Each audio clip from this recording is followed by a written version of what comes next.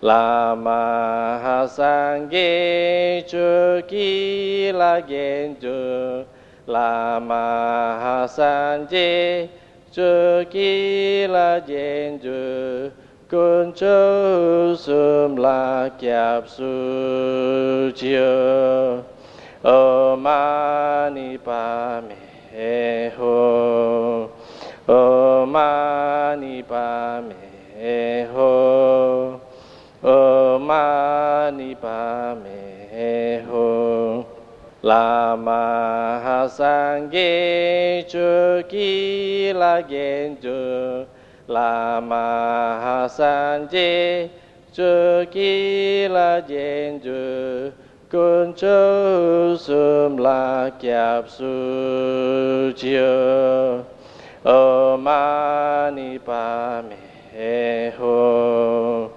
O Mani Pa Me Ho O Mani Pa Me Ho Lama Sangye Chuki La Genju Lama Sangye Chuki La Genju Kuncho Sum La Kyap Su Chiyo O Mani Pa Me Ho O Mani Pa Me Ho O Mani Pa Me Ho.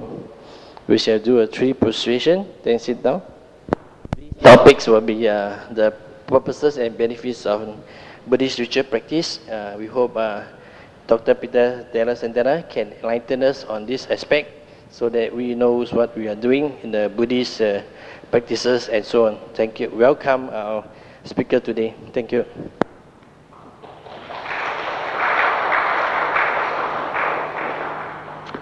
Well, thank you very much. It's always a pleasure to come back to the center. This was our first home, so to speak, in Singapore. And it's always nice to visit again over the years. The last time we were here, we visited very briefly. Not many of you were here at the time, but we were able to see this very nice premises. And so it's especially nice to come back this time and not only see the building, but see the people as well. Well, I've been asked to talk today about the purpose and benefits of Buddhist rituals, and I'd like to begin with just a very general observation about ritual itself, and I want to mention this because ritual is sometimes an issue. People tend to think that we need to justify or explain the use of rituals, particularly when we have to do with the Vajrayana tradition, which of course is one of the Buddhist traditions that makes extensive use of ritual. You find yourself sometimes having to justify or explain the presence of ritual in the Vajrayana, and I think before I proceed any further, I would just like to remind you all that ritual is very much a part of our everyday life, and not necessarily our religious lives. Our whole social order, all our social activities, our interaction with other people, all these activities are structured through and expressed in various forms of rituals.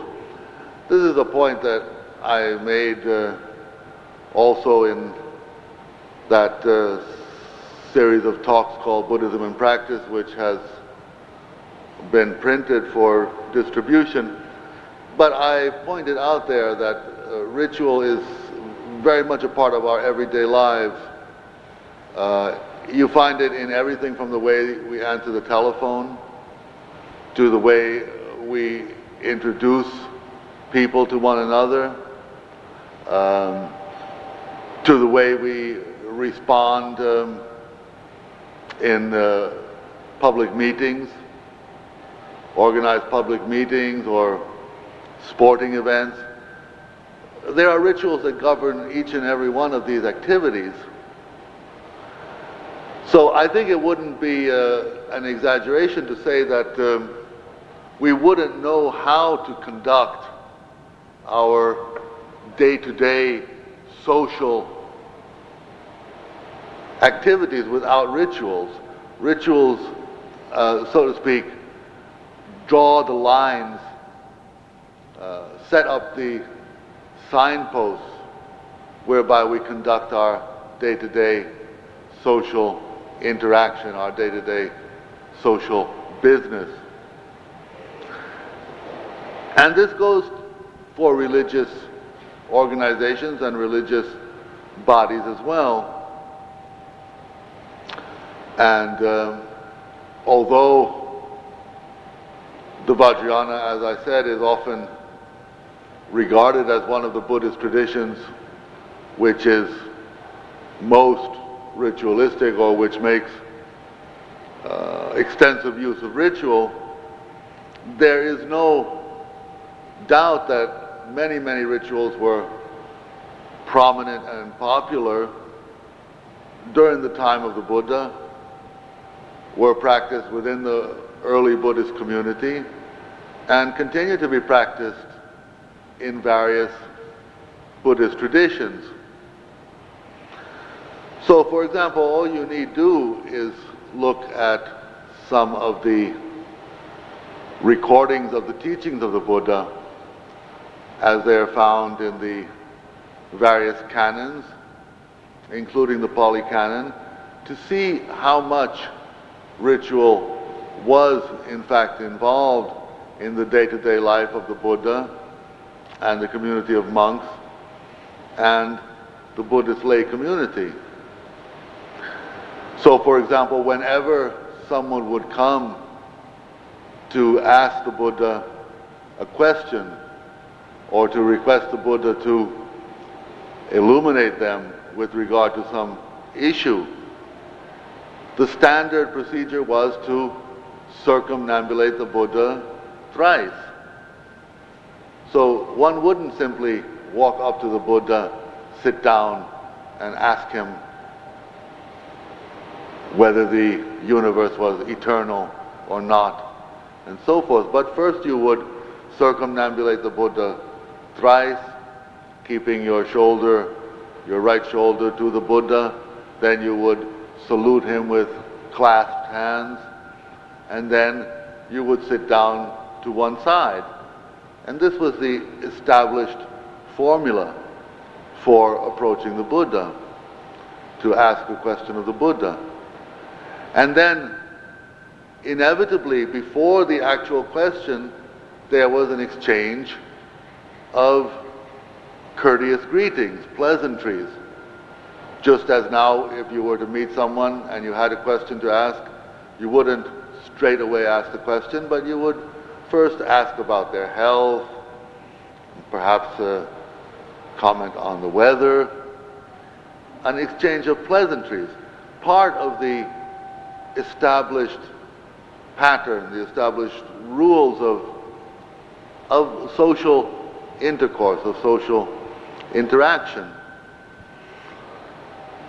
And that's only the very beginning, because if we look more closely at the early life of the monastic community and the Buddhist Sangha, we have many, many instances of rituals, both simple rituals and more elaborate rituals.